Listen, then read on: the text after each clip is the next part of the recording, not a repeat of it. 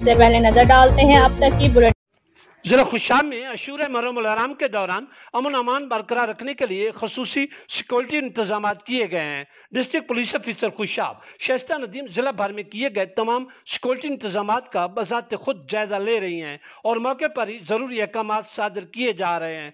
मुहर्रम आराम के दौरान मजहबी हमआहंगी और अमन अमान बरकरार रखने के लिए डिस्ट्रिक्ट एडमिनिस्ट्रेशन खुशाब की तरफ से अमन कमेटियों के मेंबरान और दीगर मुतल्लिकीन के साथ भी नशिस्तों के इनेकाद का सिलसिला जारी है। मुहर्रम सिक्योरिटी प्लान के मुताबिक जिला भर में मजमूई तौर पर 195 जुलूस बरामद होंगे, जिनमें ए कैटेगरी के 7, बी कैटेगरी के 8 और सी कैटेगरी के 180 जुलूस शामिल किए गए हैं। जिला भर में 871 मजालिस मुनक्किद होंगी, जिनमें ए कैटेगरी की 3, बी कैटेगरी की 2 और सी कैटेगरी की 866 मजालिस शामिल हैं। मुहर्रम आराम के दौरान जिला भर में 1230 पुलिस अफसरान और जवान 2000 से ज्यादा मकामात पर सिक्योरिटी के फराइज सर अंजाम देंगे।